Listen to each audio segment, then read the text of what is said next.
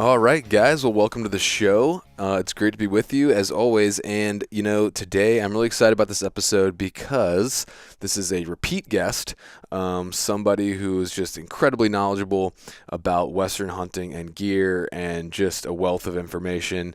The first episode I did with him did really well. And this one we dig into more specifics about deer hunting, mule deer specifically.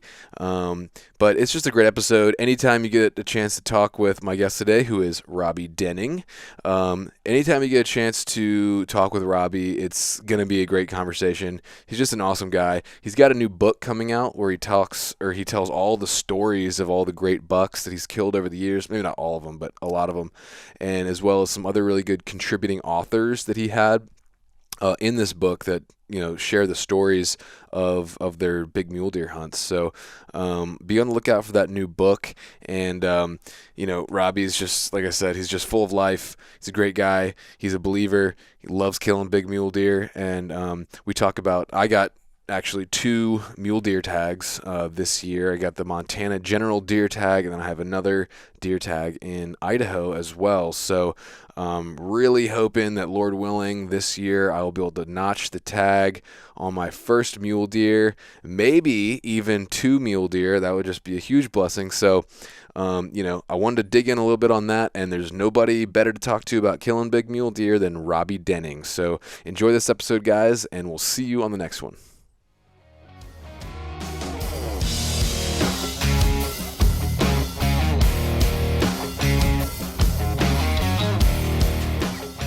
All right, so I'm here, joined for the second time by Mr. Robbie Denning. How you doing, man?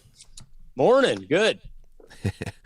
It's good to hear you, man. I gotta say, I think you're my earliest rising podcast guest. I've never had anybody request 6 a.m. Start time.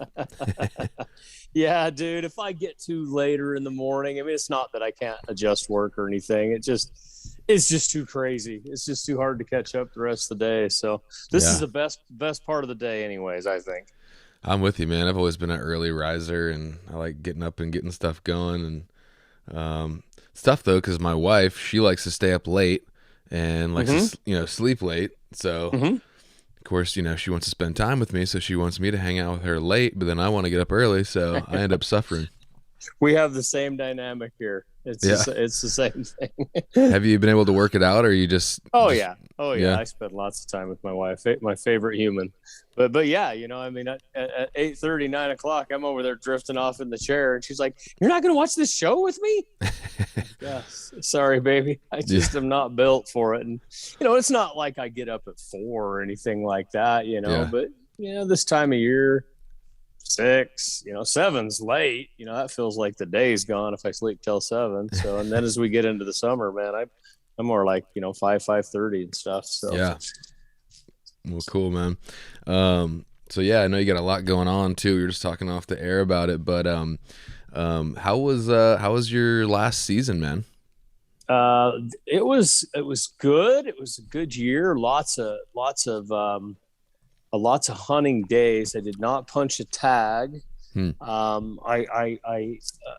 know if you listen to Jordan's podcast, but I lost. Well, I heard.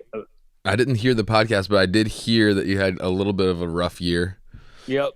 I had it was a great year, but I did lose a big buck last year. Oh man, and that was a heartbreaker. But we found him again. I hit him during archery season, and did not know what happened. I thought I hit him really good, and stayed a week. Shot him on a Monday. I guess I stayed 5 days. I stayed 5 more days, and I could not turn him up. But I followed his blood trail out to where he quit bleeding, and then he got in with some other bucks, buck tracks. And so it was a pretty wide open sagebrush slope. And I don't know, of course I'm thinking the worst, that, oh man, I lost him and he's just going to go to waste and, all that stuff. But I was talking to my dad a lot, even while I was tracking him, like on the track, like calling my dad because I'm colorblind. So blood is really hard for me to see when it dries out. Yeah. So I was literally having to take pictures of the blood and then it was down to just little specks. And okay, Dad, is this blood or is this, blood looks brown to me once it's dry. Mm-hmm. This is a brown spot on a rock. He's like, no, you're on it. But anyways, my point is he slowed down so much on bleeding. My dad was like, I think that buck made it. He says, I think you hit him too far back. And didn't see him for that 5 days. Of course it's quite a ways back in there on a horse. You don't just run back up the next week and look for him. But I stayed long enough and the weather was hot that if there would have been birds on him, I should have seen him. Yeah. So didn't, and then went back in October for the rifle season, and bam, opening morning, there he was. Oh, no way. And I was with my friend Travis Hobbs, and Travis spotted him. So I let him shoot first, and then he missed. And so the buck, that deer's got 9 lives, doesn't he? Dude, he does. But the great thing about it, dude, is I was the spotter, and so I got to look at him through the spot and scope for 20-30 seconds after he got up out of his bed. Because when we'd spotted him, he'd laid down, and by the time Travis was ready to shoot, he couldn't see him, and I could see right where I hit him. And my dad was right. It almost looked like back high lung is what it looked like. You could see a soft or a tennis ball sized kind of dirty spot on his side, on his right side where I shot him. And and I'm sure that was it. And just a little high and far back. So wow. But anyways, it was all good, dude. I mean, the buck is alive. I mean, that's just good. Buck hunting. You get spanked way more often than you get one. More often, especially bow hunting. I mean, that just happens. If you bow hunt long enough, it's going to happen to everybody. Yep. Oh heck, I've lost him with a rifle, 7 mag. I mean, it's just they don't give you a lot of time, and but it was all good. It was all good. And then hunted Colorado last year too. Did not pull the trigger, but had a couple of really nice bucks that me and Scotty Thompson were. It was on a migration hunt, so you could spot the bucks, but it was really hard to stalk them. It's just that kind of a place. But we had a good time. So I'm interested because I've missed big bucks before. I've lost bucks before, and I just came off a hunt where I came close to filling a tag but didn't. And I think you're a really positive guy and you got a really good attitude. So I don't know, maybe it's just you, or maybe it's experience and time. But does that stinging pain of losing a deer, or even coming home on a close call and not filling your tag, does that wear off over time, or is that just a personality thing? Well, I just kind of learned if you're going to dabble in big deer, you can't get down in the mouth about it. It's going to be hard if it's part of what's attractive about it. Yeah. And you're going to get kicked in the crotch a lot, and it's just how it is. And I just kind of learned that if I'm going to do this, I can't get down. If stuff's going to happen, I just got to get back up and try again, or I'm going to quit. That's what's going to happen. I'm going to end up quitting and I love it too much. It's enjoyable. And because of the ups and downs, when it does come together, man, it's right up there in the top three or four things of life that can happen to you. It's awesome. Yeah, for sure. But I've seen a lot of guys quit. There's a lot of guys down in the mouth about mule deer hunting right now. Always has been, just so you know, even when it was good, it was, it's not, even when it was good, it was not easy. And so I've just, it's not that I haven't, got down about it before. I have, but that's what I've kind of learned is, what are you going to do? Cry about it? No, you just got to get up and keep going. And I haven't punched a tag in 2 years. That's the longest slump since '97. Oh well, I mean, there's a lot worse things that could happen than that. Yeah. And just the amount of experience in that 2 years, it's inexplainable how much experience you get when you don't punch tags. When you Yeah, punch tag, you're done. You're home running the remote. that's You true. ain't learning a thing about deer hunting. Yeah. But when you have to keep at it and keep pushing and keep trying and go back and dude, I went back and hunted that buck. I mean, that's like way back in on a horse. I didn't even know if he was alive. I was still like, no, I'm going. And Yeah. man, there he was. And he was only like 700 yards from where I shot him. Hmm. And just one more thing another tool in my toolbox for the future, that even when you wound them, they want to come back. Hmm. Yeah. If they can, they want to Yeah. come back. Yeah, that's so true. I think you're right. I think well, first of all, when you, like you said, it wouldn't be as enjoyable and as fun and as cool if you just went out every time and filled your tag.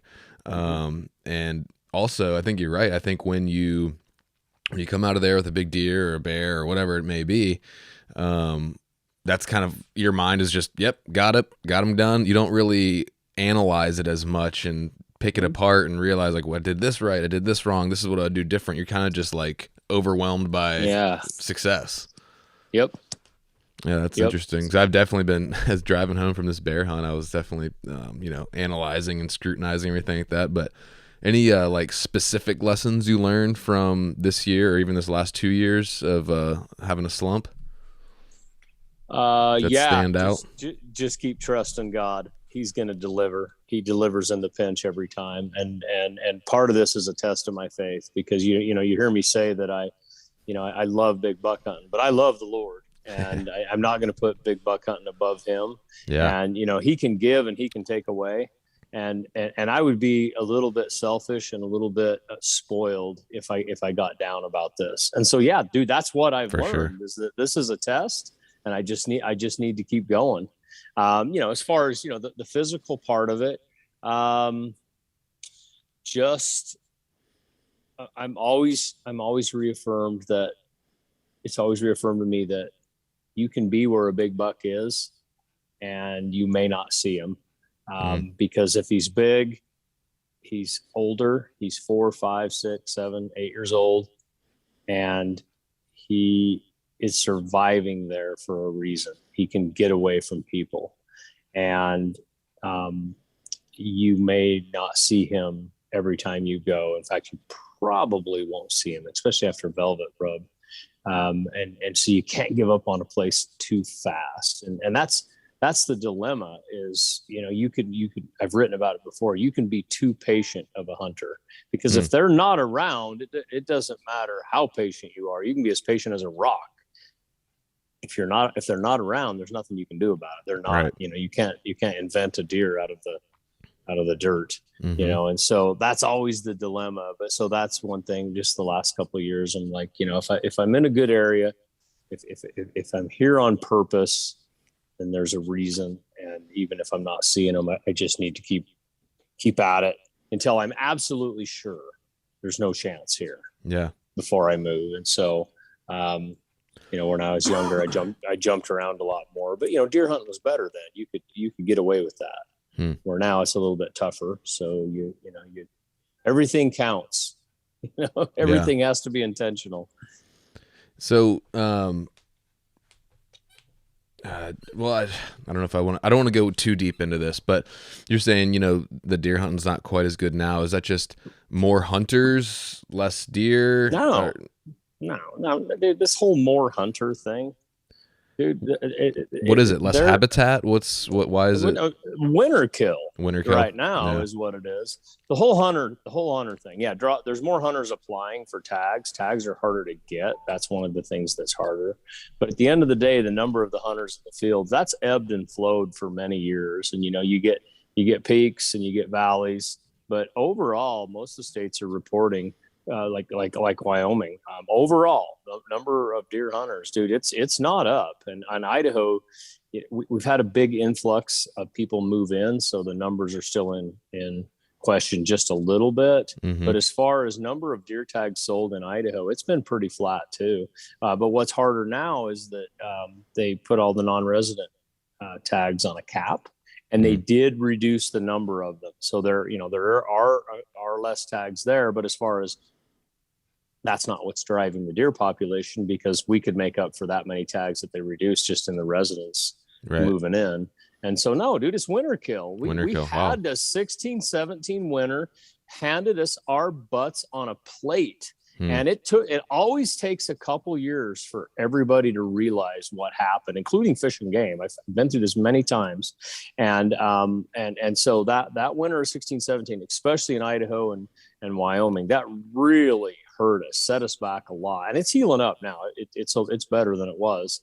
But, you go 3 or 4 years without that age class of bucks in there, it's gonna show up. It's gonna hurt people. And so I think that's a lot of it. And then you mix it in with, it's a little harder to get tags now, because the draws are just crazy. Just so many people applying that weren't applying 20 years ago, because there was a lot of OTC hunting. They didn't have to apply. People didn't think about it as much. Where if you're a non-resident now, there's almost no OTC hunting unless you're picking up a leftover or something like that. So it just changed. But again, it's part of what I was talking about before. I can't be down in the mouth about it. Right. I'm listening to guys. My gosh, I'm thinking I would never go deer hunting if I thought like you thought. The whole sky is falling. There's no deer left. All it is people, and I'm thinking that's not what I see. I mean, where I hunted last year and all the places I went, Colorado was kind of busy, but it's a roaded area. It's a migration hunt. You see all the hunters are kind of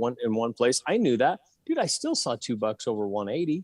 Nice. I mean, I don't know. Yeah. I don't like all that negativity stuff too, man. I mean, I don't want to say that deer hunting is awesome and it's as good as it ever was. I'm not saying that either. It definitely has been impacted. And you had mentioned something a minute ago as a habitat, 16 was another peak in deer numbers, like it always is when we get mild winters for 5, 6, 7, 8 years. That's when, mule deer in most habitats are driven by winter.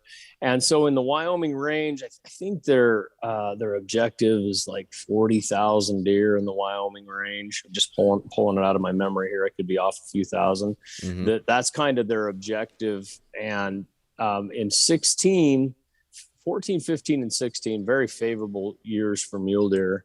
They were bumping up against that, like maybe 37, 38,000. But even before the hard winter came, and you see this in mule deer herds, that the numbers started to decline in that population before that hard winter came. And you see this happen when deer start reaching their carrying capacity, that the population will start shrinking for a couple of reasons. Number one, there's just natural mortality every single year besides hunting. And so if you're not replacing those deer with fawns, you're gonna flatten out or you're gonna decrease. And what we saw at 15, 16, these mule deer managers that I've talked to is that these does were not twinning as much, so they weren't having twins.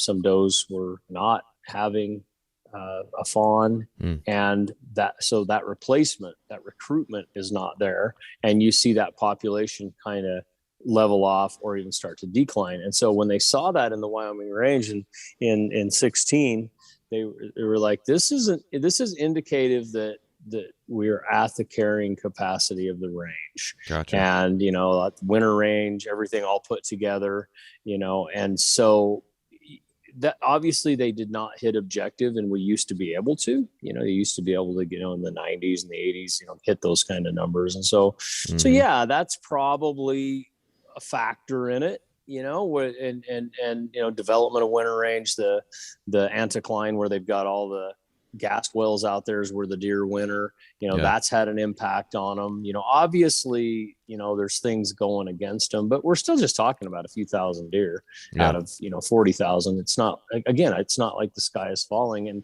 And now that we're back into kind of some favorable winters again, sure enough, I'm looking at the numbers of those deer herds, man, they're right back on the climb again. Yeah. And I've seen that with a lot of places like, Colorado. A lot of people don't remember how bad Colorado was in the 90s. It was terrible after that winter in 92, 93. It was bad. And then when they went to limited licenses in 99 And it still gave thousands and thousands of licenses, but they ended OTC so they could kind of manage each herd Right. under, as it should be, rather than mixed in with other herds. Dude, that deer herd rebounded so quickly, Nice. and anywhere that they're managed, they usually do pretty good. And so, Yeah. I kind of take all that into consideration too. But yeah, it's not 1980 anymore. Nothing I Yeah. can do about that. Yeah. Well, at least guys like me don't know what it was like. We can just have our baseline as it is now, and hopefully get some good hunts. And the good thing about me is also just kind of starting out on mule deer. Like, I'm not too worried about wrapped up in numbers and Mm-hmm. huge Right. deer and stuff like that. So it's almost like I get to start from scratch. But Oh yeah, so you're in a good place, dude. And yeah, like right now, like I said, we're healing up from that winter. I'm seeing lots of bucks in the 2 to 4 year old range. Nice bucks coming up. I mean, I think it'll be depend on what area you're in. Every right, place is a little bit different and everything. But no, I think people are going to be pretty happy this year. And I keep referencing Wyoming because it's just like 60 miles from me. mm-hmm, So it's, some of the same, it's not the same deer herd, but the same climate and everything. So, it's yeah, pretty representative of a lot of what's, kind of maybe the south of the Salmon River, down in Idaho, maybe northern Nevada, the Elko units, and, northern Utah. We kind of all experience about the same thing at the same time usually, because yeah, we get the same weather and we have the same right, habitat. And so no, you should be in good shape. As long as you're in an area with deer, and it's not brand new to you, and you don't end up on the wrong ridge for a week and there's no deer there, because you may come home and say, wow, Robbie's right, there was no deer, it sucks. And but it could just be just in the wrong spot. That happens to me too. yeah, yeah, man. So yeah, this year is kind of the year of the mule deer for me. That was kind of my goal. I've been kind of I don't know. I love deer. I grew up whitetail hunting, so for some reason, I don't know, I kind of wanted to attack mule deer before I kind of turned my gaze to elk, maybe, or for whatever reason, I just like deer. So Mm-hmm. I decided like this year, and I play in the long game with my draw strategies and stuff like that. So I intentionally am putting off chasing after elk. But like I said to you earlier, I got two deer tags this year. Mm-hmm. One in Idaho, and that generally the area I'm going, so you kind of have an idea of the Mm-hmm. terrain and stuff like that. And then I drew a Montana general tag. So that Idaho one will be in late October, so last week of October. And then Montana will be going mid. I'm gonna go as close as I can to Thanksgiving. Then I gotta get home for Thanksgiving, but kind of that mid to late October time frame. So Or November, you mean? November, yeah. Excuse me. Yeah. So yeah, man, like, I'd love to hear just a little bit of advice maybe on both, or if one jumps out to you, but have you done that? I'm sure you've hunted Montana, right? Mm-hmm. So what's that hunt kind of like? Well, it depends on what part of Montana you're in. If you're in the mountainous country, it can be kind of hard to see deer. It's not Mm-hmm. that they're not there, but it's just up and down and lots of timber and stuff like that. If you're more out into the plains and breaks country, it can be a little easier to see deer.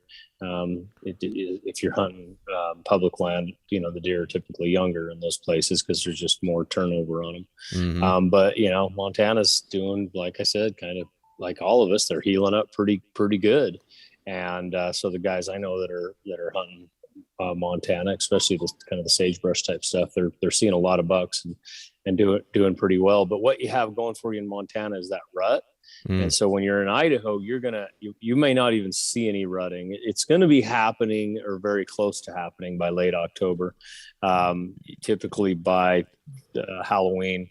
I'm at least seeing bucks with the does right at first light. If I know where Mm-hmm. does are, there's almost always a buck around them.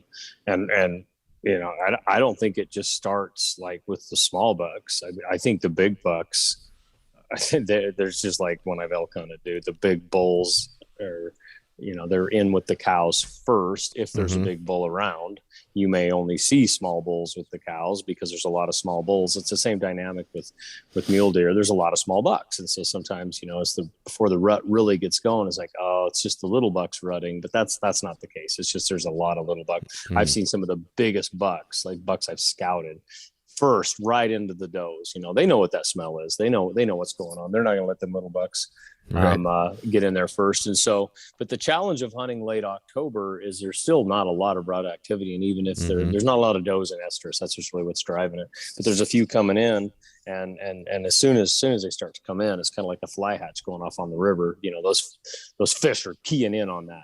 They know what's going on, but there's not a lot of flies, not a lot of bugs yet. So it doesn't seem like there's a lot of activity. But boy, one bug gets on the water, he's on it. If there's a fish there, it's the same with a hot doe. If one comes in, there's going to be a buck around. And I'm talking probably like last year, the rut was early. It's the earliest I've ever seen it start, probably around the 20th, 22nd of October, right around there. I was seeing, good bucks in with does, or friends were seeing them. But I saw a very large buck, tried to kill him on October 24th, right in the does, no different than November 15th. So it can happen, but it's typically after that, 25th, 26th, 27th, 28th, 29th, right around in there. I'm really paying attention to does. I won't just camp on them, but if I get up in the morning, it's like, hey, there was a herd of does up on this ridge yesterday. I'm gonna get some glass on them or still hunt around them or something, and at least for a little bit. And that's kind of the challenge, is how much time do I spend? But I've kind of find during those dates that if a big buck if I don't see one within the first kind of half hour of light, I'll just go ahead and move. And that's hard. When you're looking at deer, because like, man, should I move? Should I not? Should I move? Should I not? But it's different. Like by the time you're in Montana, you could be sitting there at 7 a.m. and there's does, but no buck. And at 8 a.m., here comes Hornyhead walking right into the herd. He's walked 1,000 yards from the other drainage to come over there because he knew those does were there. So in that later part of October, I'm probably covering a little bit more ground. Okay. And the challenge will be if you're in rough country. It's hard to cover ground in rough country. Yeah. That's the challenge. Yeah. And so like where I was talking about where I was in Colorado last year, it was easy to cover ground because I could jump in the pickup and move.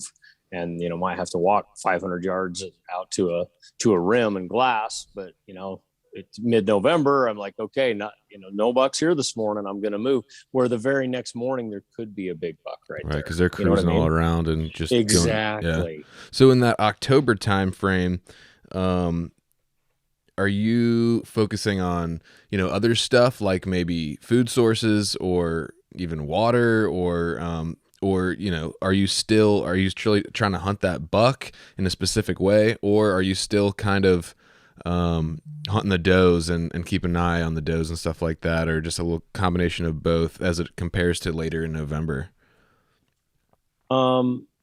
So I'm just trying to think of it the way that you might be thinking of it. Is sometimes I've got a buck scouted, and that changes everything.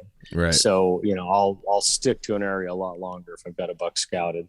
But if I'm just showing up to an area that I haven't scouted it, or maybe there's been the migration has started and the deer are just starting to show up, so I'm getting new deer. Believe it or not, I guess I sort of pay attention to food sources, but I pay attention to food sources by where I'm finding the deer. Right. So I don't just go out and go, okay, this is a big tooth maple, and so okay, there's going to be deer here. No, I'm like, okay, there's deer here. Oh, and look, and they're in the big tooth maples. So everywhere around here, I'm gonna be glassing and still hunting and ambush hunting in and around that stuff. And so and a lot of guys, I get asked a lot about plants and everything, and man, I don't know the names of the plants, but I always take a little relief in that Walt Prothero, one of the best big buck hunters out there, dude, he didn't know him either, and he always joked around. He's like, don't worry about it, the deer don't know the names of the plants either. So I just have to be able to kind of recognize the country that they're in, and deer don't just eat one plant. That's the problem, of course. You can't just say, okay, well, I'm looking for antelope bitterbrush. Oh, flip, they'll be eating that, and they'll be eating sagebrush, and they'll be eating aspen, and all these little herbs and forbs, and some of them may not even have names. There's dozens of plant types that they're going to be eating. And so, to answer your question, I'm not keying in on that as much. That's kind of secondary to finding the deer, and I'm finding the deer by optics or looking at the ground. Those are the two ways that I find the deer, because they're not floating around out there; they're leaving tracks. And so, if I can, like where I was in Colorado last year, we didn't have any snow, but I was thinking, man, if it snowed here, I could zip around in the truck a morning and probably get an idea of where at least 3 or 4 different deer herds are just by what's going on the ground. If you can do that efficiently, and you got good tracking snow, and I'm not even necessarily talking about tracking the deer down itself, but kind of figure out areas that they're using, where there's deer activity, so that I can focus my efforts on that. That's I would do that. But if you're in that type of rough country where you're headed, that's going to be harder. It's going to be more of an optics game, because that's really the only way you can cover ground. And so you may be like, okay, I've got to move, but it's only going to be that I'm going to move so I can see a different place from a vantage point. So I might move out this ridge a mile and watch in this drainage. And, and that time of year, man, any time of year, honestly, but especially that time of year, man, the more country I can see, just the better chance I have of finding what I'm looking for. And so as long as I can verify the deer are using it, water, you mentioned water. I don't pay that much attention to water because I don't live in an arid state. You may talk to another mule deer hunter that says, oh no, man, it's all about water. Well, some places it is, but where you're going, and especially that time of year, it's not hot. They're not drinking regularly. They're getting a lot of the moisture from the plants, and if there's snow on the ground, if there's snow on the ground, I mean, some of these deer I've watched on winter range, there's no open water sources. There's nothing. And yet they're there all winter. So they've got to be just eating. There you go. They've got to be. That's what my horses do. I mean, when in the wintertime, if we get a good snow, the horse trough doesn't even drop for 5 days. But if we get cold weather and the snow is dry, like you can't make a snowball out of it, suddenly they'll start drinking more water. But anyways, my whole point is I'm not keying in on water as much. And so I'm guessing where you're going, that'll kind of be the same. I think that's the other thing you're going to find is the water is 3,000 feet down the mountain. It's down there in the river, and you're up on top. And those won't be the only water sources, but it's pretty hard to just show up into a new area and know where all the water sources are, is what I'm getting at. The only time I'm ever really paying attention to water is when it's super hot. There are little places, microclimates I've hunted in different states during archery season where water is key, but that time of year I'm not really thinking about that. I'm looking for the deer, and the advantage of hunting late October to early November is now I don't just have to look for the bucks. I don't just have to find the bucks. If I find the does, I'm getting real close. That's the next best thing, because even if the bucks aren't right in with the does, they're going to be close to they're not going to be far from them. I think that I think every night from basically the 25th of October on, anywhere in the West, bucks are breeding does after the 25th. And then the challenge is getting enough does in estrus, which starts to happen after the 1st of November, that the bucks can't get it all done at night, and then you start seeing a lot of daytime encounters. Gotcha. So you're in that early or that late October time frame, less likely to camp on a group of does, like you said. If you're not seeing a buck in there, you might be moving around, finding, checking new country, looking for bucks in different areas. Whereas, later in the November, mid to late November time frame, like you might spend a little more time on a group of does. Yeah. Especially if they're in secure cover, if they're secure does. So you can't be the freaking dumb ones down by the campground there that everybody's driving by. It can't be those does. Although that could happen, but that's not usually where the older bucks are going to show up. They're going to be around secure does that are not, easily visible, not getting any pressure. That's where the big bucks are going to show up. And so the gold standard is if I can have 2 or 3 of those groups that I can get to in a morning, and it's after, it's getting to late October, last few days of October. Oh, my chance of seeing a good buck goes way up. At least a mature buck goes way up if I can get my eyeballs on them at the times that they're moving. The other thing that it's kind of frustrating, but it's got to be the same for whitetail, is deer. I think it's called crepuscular. They move in the twilight hours. That's typically when they move. Sometimes we think that the middle of the night's when all their activity is, but when they do kind of studies on them, not necessarily. It's at the when the light gets low. That's when they like to be out. And so, a lot of times it's that last half hour of the day and the first. And so you've got all this time in between that is just so monotonous. It's so hard to find them then. They're in the cover and I believe in hunting all day and all that stuff, but sometimes it's just not productive. I'm better off at making sure that I'm in the prime areas at the prime times. And that sounds so flippin' basic, but until people get out into mule deer country, especially people that have not been in mule deer country, and realize just how flippin' hard it is to move in rough country. Yeah. You can look dark. Especially in the dark, that sometimes my efforts are just like, if I'm getting up at 2:00 in the morning, it's 3:00 in the morning. I've done this many times. It's just so I can be somewhere when it counts. Right. And I may be done by 8 a.m. And that's a tough pill to swallow, but I've just done it enough to know that, if I don't get there at the time that they're up, and let's just say I get there a half hour late and then I hunt all day, I have less chance of getting one by hunting all day, even though that sounds so manly. Right. Yeah. Man, I hunted all day, dude. I'm living on bread crusts out here. I didn't even drink any water, whatever, all that stuff that we do. And I'm not against hunting all day. But I'm just saying, if you didn't get to where you need to be, hunter, if you didn't get there, you probably can't level the playing field by hunting all day. Do you see what I mean? No, that's a really good. Hunting all day is awesome if you've got a chance during the day, if the deer are moving, if you know where they are, if you know where their bedding areas are. Go ahead. Oh no, I was gonna say that's a really good reminder.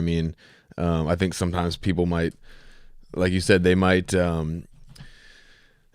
justify sleeping in a little bit or something, or going back to camp a little early to say, well, I'm hunting all day. But really, you'd be better off prioritizing, really making sure you're in the spots and the best times. And then if you need to go back in the middle of the day and take a nap, you're better off doing that. That's how I do it. The middle.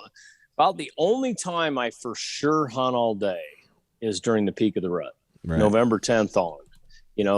Because it's productive to hunt all day. Does that make sense? Yeah, for sure. Yeah. So that's, and other times of the year here and there for whatever, sometimes I'll be out on the mountain all day, never going back to camp, that does happen.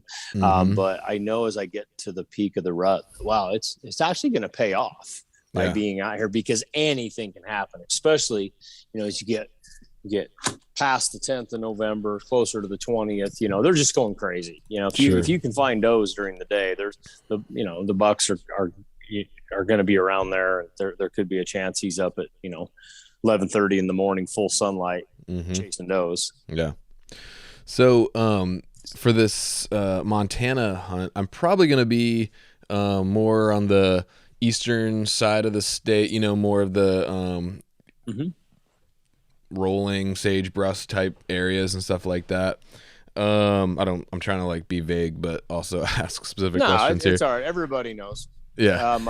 But I know what you mean. Montana's kind of divided with the western half of Montana being the mountain ranges, right. Stuff up against Idaho. It's, classic, timber low, maybe a little above timberline high. If you're hunting late enough, the deer sometimes can migrate down into the sagebrush. But you get into the eastern half of Montana, it's all break country and sage and stuff like that. A lot more open country is the way I think of it. Yeah, so I'll be in that kind of stuff. I'm curious about I'm obviously would be happy to have any kind of deer tips and stuff like that too, but also more just kind of logistically in terms of, do you have any tips in terms of gear or getting away from people Or even one thing I was wondering about was water, because I know water can be a big issue in there, and trying to go in for multiple days in order to get away from people. Do you have any experience with that kind of stuff? Oh yeah, tons.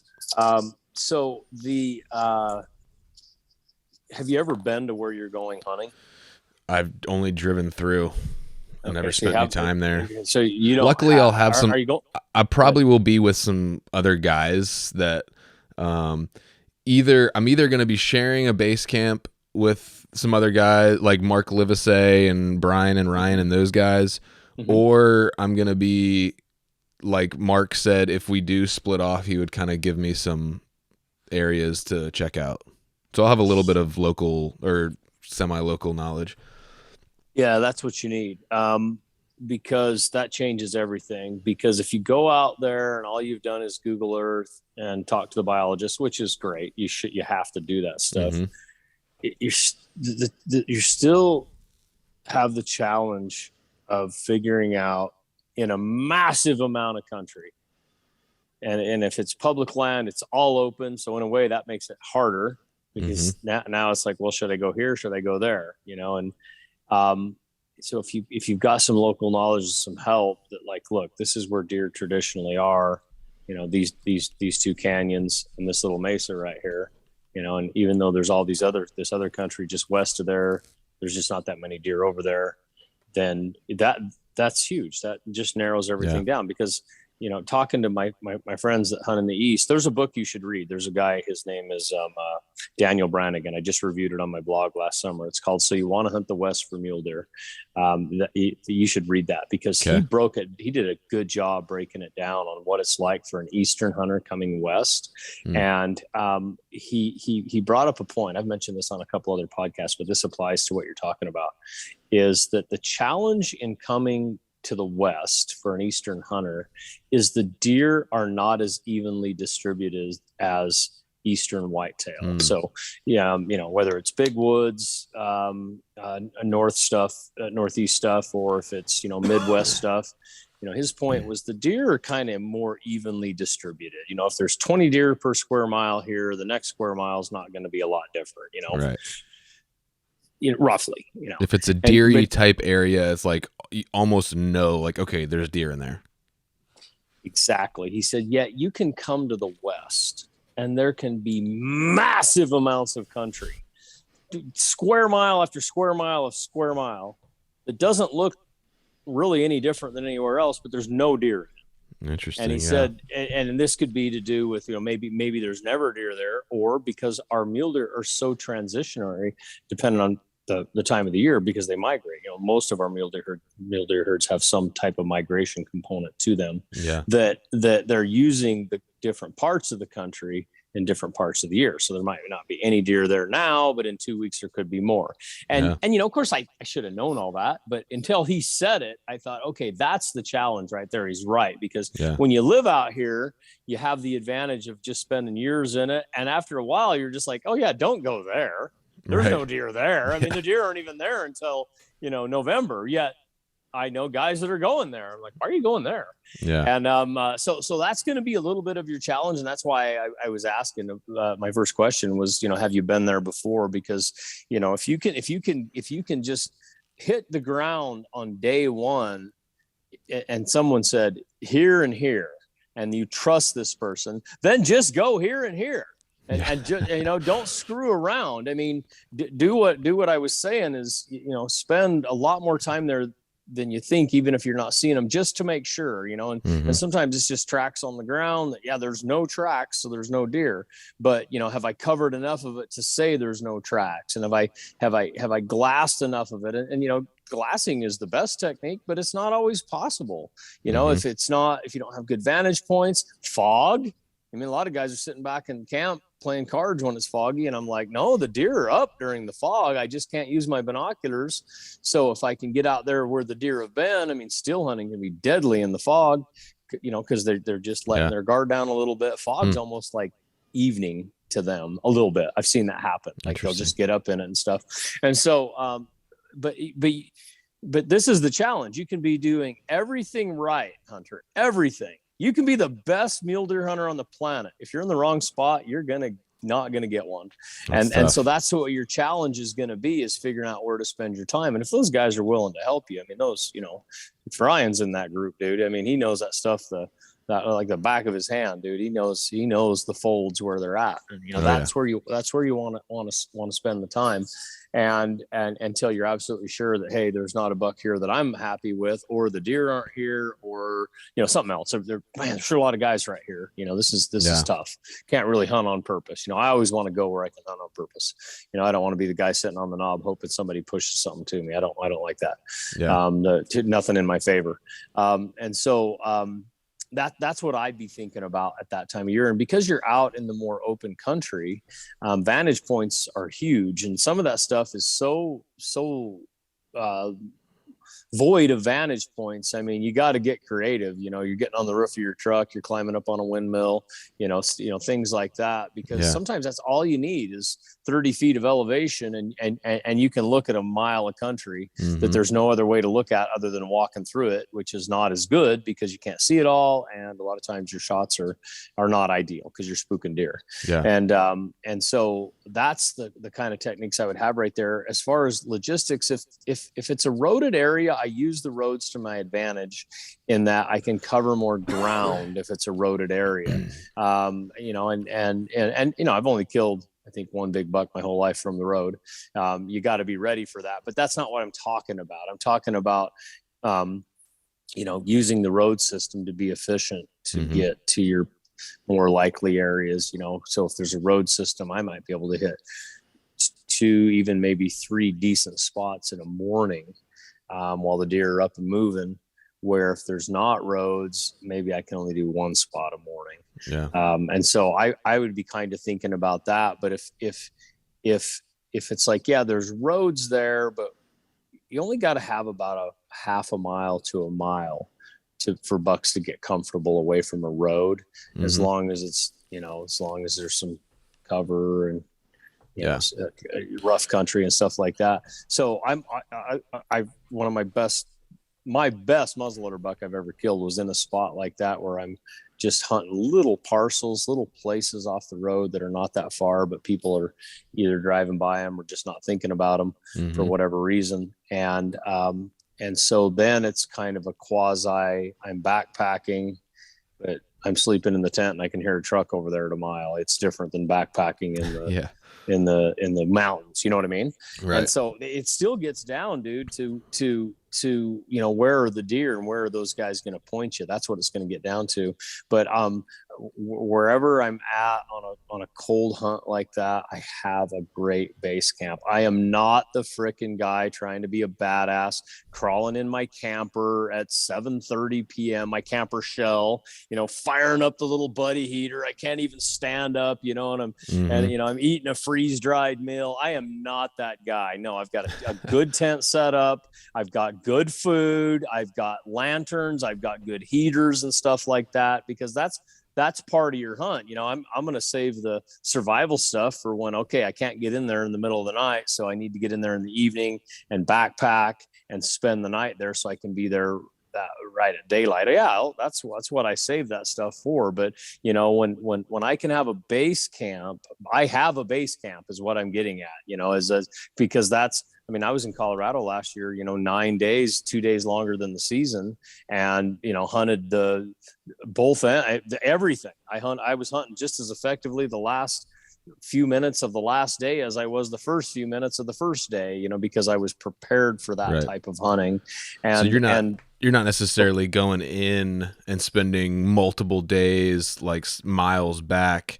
You're kind of, you got your base camp, and then you might spike out for a night or two if you need to be in an area early. But are you able to find areas that you can do that, where you can still, like in Montana specifically, get away from pressure, or at least have enough space to where you feel like you're not on top of people? Just depends on the day. Where I killed that big buck in 2018, there's always guys hunting there. Always.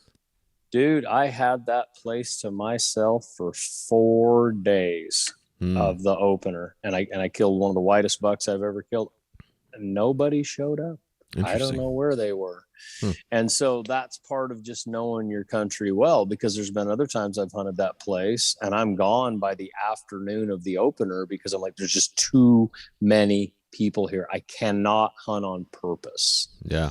I'm just hoping someone runs something by me. And I already told you that. I don't want to be that guy. I don't want to do that on purpose. And so to answer your question, yes and no. Some days it's going to suck. And that's why when I hear people that are like, they go out and they hunt a couple of days and then they make this judgment on this hunt that this is how it was, I'm never going back, in fact I'm drafting a letter to the Fish and Game right now, how bad they suck. And I'm like, you could go back to that place on a different year when the deer herd's in better shape, or maybe just you just happen to be there when the guy that's hunted it for 20 years brought his cousins out from Iowa and they're all there. Right. You go back 5 days later, you're by yourself. Mm-hmm. And so so it's hard to answer your question, dude, because I don't know the specific spot you're hunting and everything. But if you've got local knowledge, they're going to know that. They're going to say, yeah, dude, it's absolutely freaking crazy out here on Saturdays and Sundays. Yeah. In fact, let's go find a casino and have a good meal and play some cards. Maybe you are better off then. But you get out there midweek, there's nobody around. Yeah.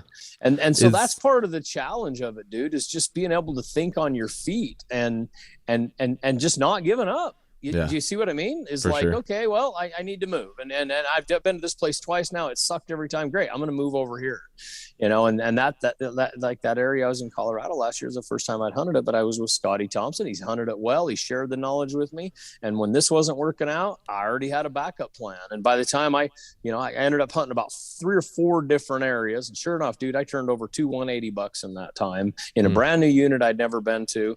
But I was there 9 days. So that means 7 of the days I didn't see any good bucks. And that's where the old me, and that's where a lot of hunters I run into get tripped up of like, 7 days. Are you kidding me? Well, welcome to deer hunting. That's how it can be, but it can turn around in seconds. Yeah, it can just turn around in seconds. Yeah. I have heard it can be an issue if you are doing backcountry style, finding water in that country, but you're probably bringing most of your water in, huh? Yeah. And that time of year, again, it's just all local knowledge, dude. Yeah. Somebody may say, hey, dude, there is a spring on the backside of that hill right there. And it's just a seep. You got to take a stick, dig it out in the evening. And by morning you'll have clear water running. Even in freezing temperatures, there's $1,000 tip right there for you. Yeah. But yeah, if I don't know that, you bet I'm taking in water. I need that time of year, a gallon a day.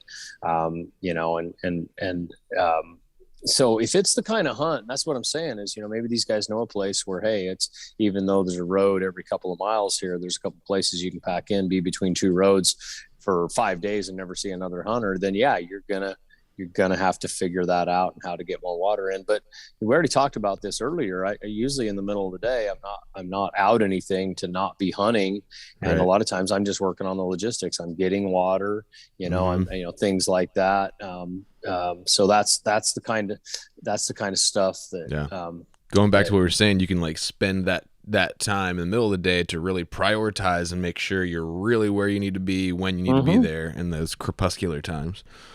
So exactly. And you're not sitting there thinking at 7 p.m. when the deer are just starting to come out, I have no water. You can't be that, you can't be thinking that. And that's why I was joking earlier that, hey, I hunted all day but yet, I got to scoot out of here before it gets dark because of whatever, you don't want to do that. That stuff's going to happen naturally. Even when you try to plan for it, you're going to lose a few days here and there, stuff like that. But I've seen hunters and my younger self go into hunts like just completely unprepared for that stuff, just not even realize the logistics are what make the hunt a lot of times in mule deer hunting. It's the logistics, and so you got to have all that stuff worked out. For sure.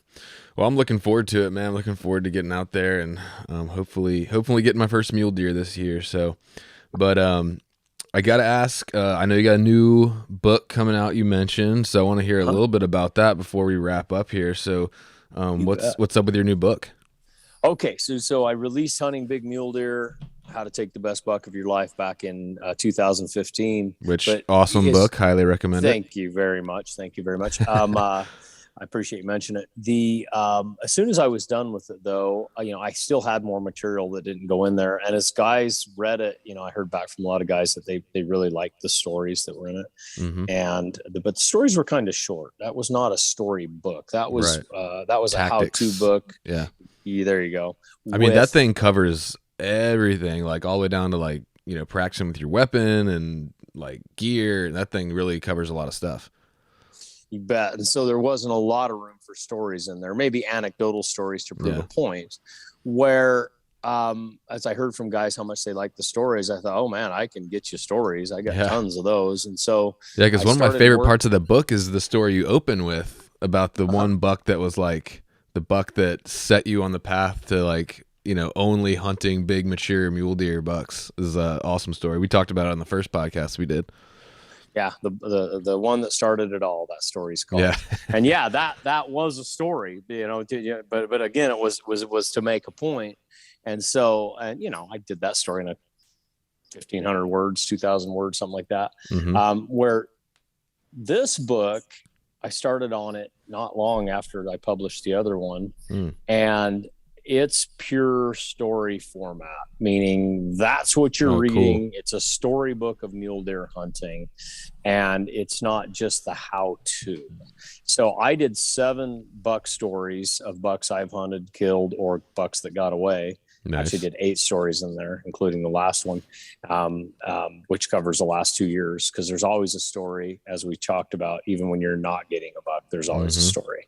And so it's those stories. And then, I couldn't help myself. At the end of every story, I put in just a little section called the takeaways, just things to make sure people didn't miss what was going on in the story. Yeah. But then I had, I think, 9 contributing authors as well. So I have 9 other stories in there as well. Randy Ulmer, Ryan Lampers are kind of the 2 big names. But dude, lots of kind of guys that aren't super well known, but are great buck hunters.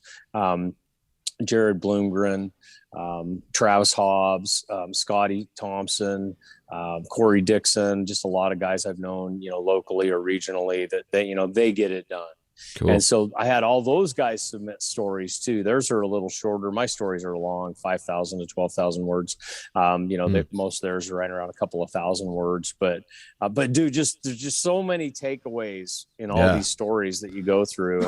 And Randy Ulmer's story is like nothing I've ever read from him. It's kind of his stream of thought during a long mule deer hunt and on a buck that most of us know about that he got, but you don't really know the backstory of it. So it's really cool. And then at the end of the book, I did put in a lot of just short tips and tactics, short articles I've done over the years, a few gear reviews, but that's not the focus of the book. So this one is also called Hunting Big Mule Deer, but it's called The Stories, Hunting Big Mule Deer, The Stories. So we're really in the throes of getting it out right now.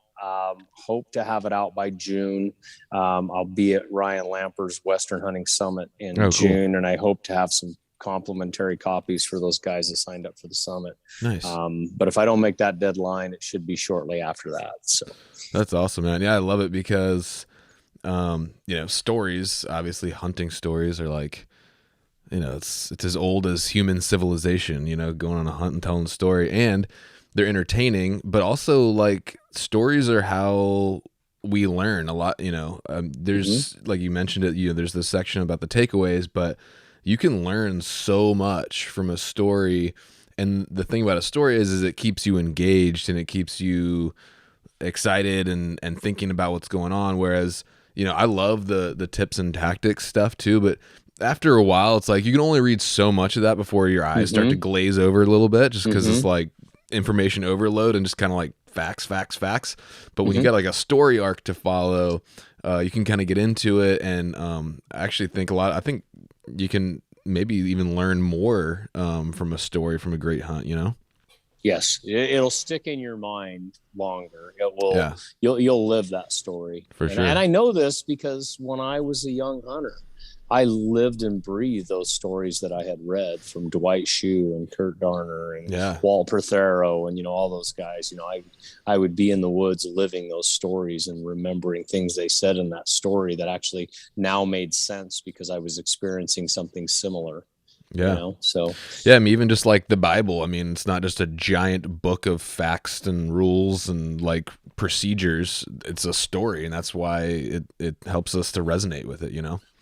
the greatest story ever told. That's right, man. We're almost done here, man. I don't want to take up too much of your time, but I do want to know what you got planned, what you're excited about for this upcoming season, and I know you guys talk a lot about gear at Rock Slide and stuff. Oh yeah. In conjunction with that, are there any new pieces of gear you're excited about on some upcoming hunts trying out?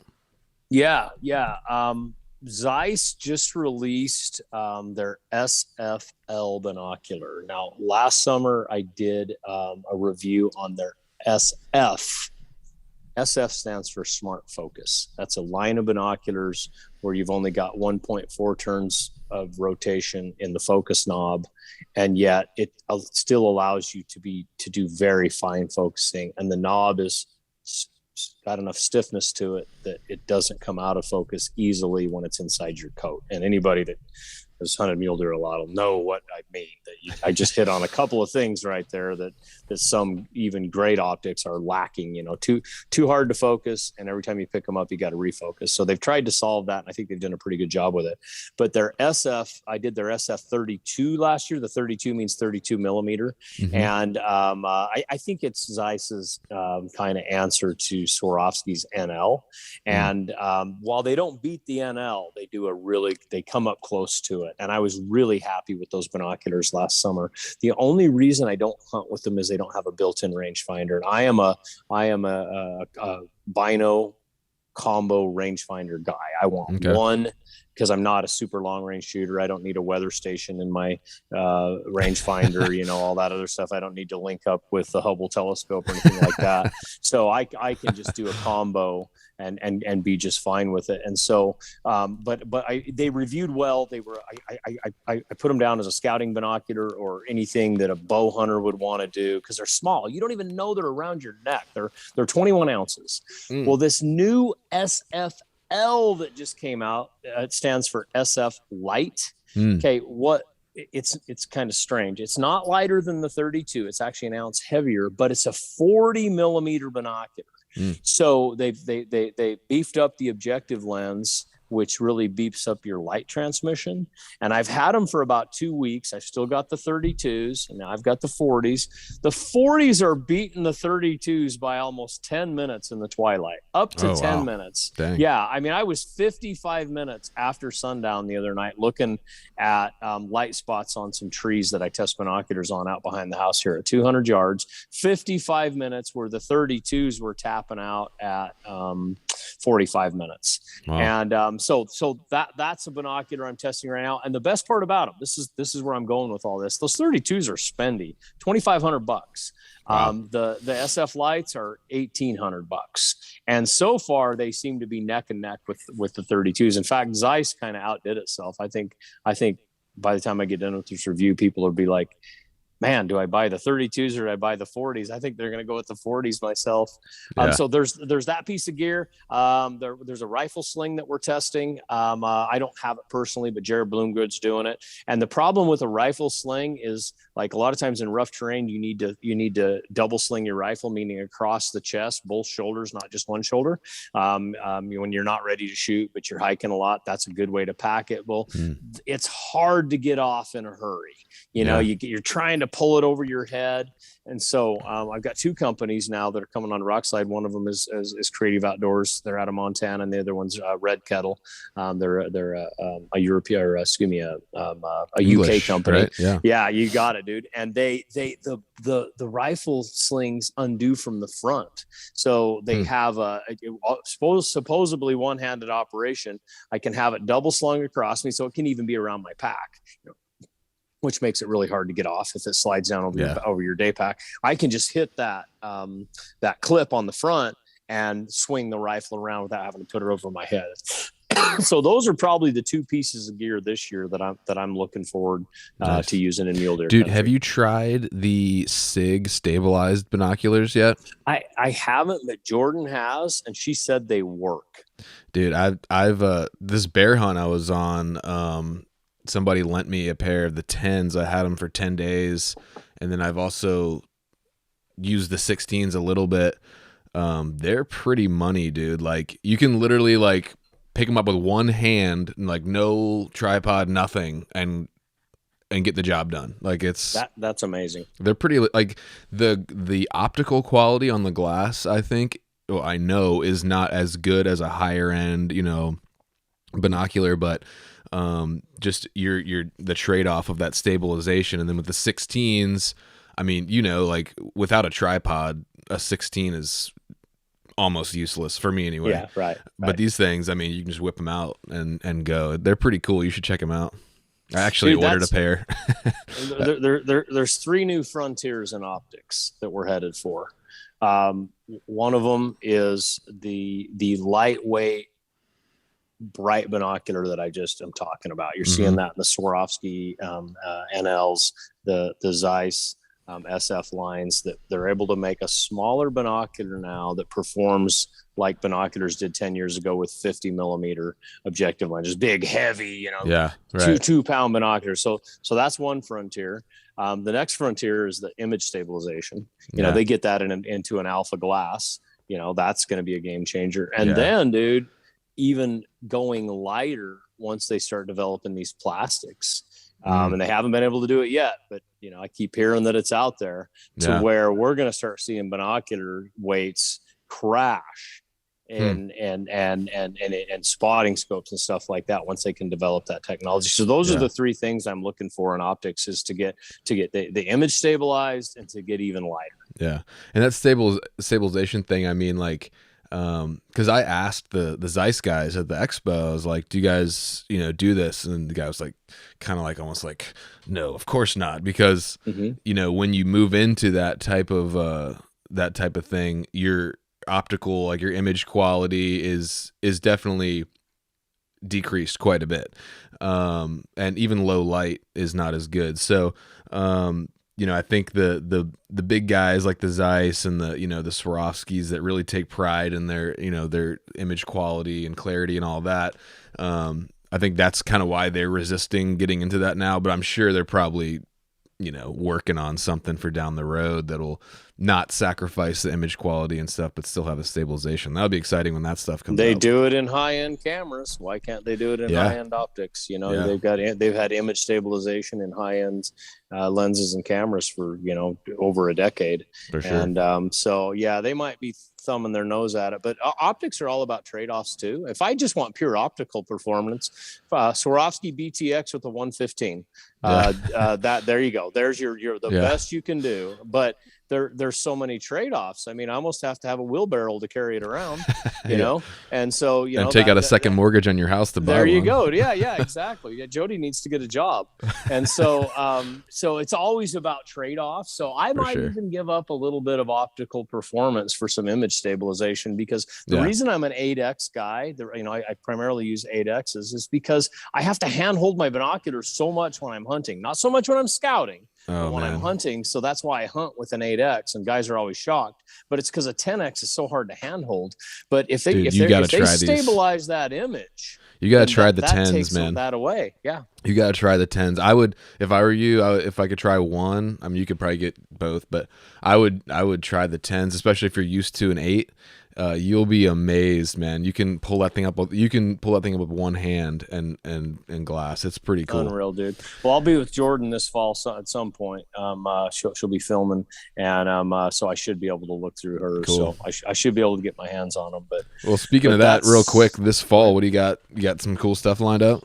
We don't know yet. Half the thing with mule deer hunting, with Idaho, Wyoming, Colorado, the draw dates or the draw results are not out yet. Now, of course, I'll hunt Idaho over the counter. I could, I always do that. But I don't know about any other states yet. We're still waiting to hear on it. But, I could be as little as only in Idaho. I could be as much as Idaho, Nevada, Colorado, and Wyoming. Oh, I hope not. That's just too much. But you just never know when you're putting in. You don't know what you're going to get. So you got to put in for. You might be killing 2 years worth of bucks this year. I need to catch up. That'd be cool, man. So, well, cool, man. I'm hoping to hunt. I'm saving kind of trying to rack up some points in Wyoming, but and working on a strategy here. But I'm pretty stoked to have 2 deer tags this year, and so I appreciate your time. That's plenty. And, You bet, dude. yeah. Just focus on those, dude, and Oh, yeah. just put your time in those. Get as much out of them, and remember, a day in mule deer country, dude, is a day to learn a lot, and it only comes around once a year. And so, if you're getting cold and tired, and it's not panning out, just remember, once you get in the truck and drive back home, you're done. But if you can squeak out another day or two, you might fill your tag, but you're at least going to learn something. It's not that I've never quit on hunts, I have, but I always just try to remember that, man, it's going to be a long time before I get back to this, and I want to get out of it all that I can. And sometimes those end up being your best hunts. You can turn something over when you should have given up, and you'll feel really good about it. Yeah, that was something that I really learned hands-on this bear hunt. I could have shot one across canyon, but it would have been just a hellacious day of, I don't even want to get into it, but Mark shot one across the river, and it took us 8 hours to go recover that bear. And so we were trying to avoid doing that again. But looking back, I wish I had just shot that bear, because it would have just been one hard day in the past. And you know what I mean? You never want to leave stuff on the table, just because of that. But yeah, you live and learn. Right. Yeah, that's just part of hunting, and that's what I mean. Is if you can grind it out a little bit longer, you never know what's going to happen. But there's no shame in quitting. Sometimes you just got to throw in the towel. I've done that before too. But some of my best hunts are the ones where I've just stuck around and kept at it and everything. Yeah, man. So. Well, great, dude. This has been an awesome conversation. I want to let you go. They got stuff to do, but thanks again. And where can people find your book or find more of your stuff if they want to check you out? Both my books will be on Amazon. My current book's already there. Cool. Just search Hunting Big Mule Deer or Robbie Denning, and my other book, Hunting Big Mule Deer: The Stories, that will be on Amazon. Rules the world. I hate to say it, but they do. They're fast. They get everything done. That'll be the first place it's available in June, is on Amazon, and then at some point after that, I'll have signed copies in the Rock Slide store. But that's going to take a while for me to get them in and everything. So look for it on Amazon. Cool, man. Well, thanks again. I appreciate your time. And as always, it's great talking to you, brother. You too, brother. God bless your hunt this fall. Stay in touch. Yeah, man. Hopefully I'll send you a picture of my first mule deer. I hope so. But if not, send me a picture anyways. All right, cool. Okay, buddy. All right, brother. Bye-bye. Thanks again. Bye.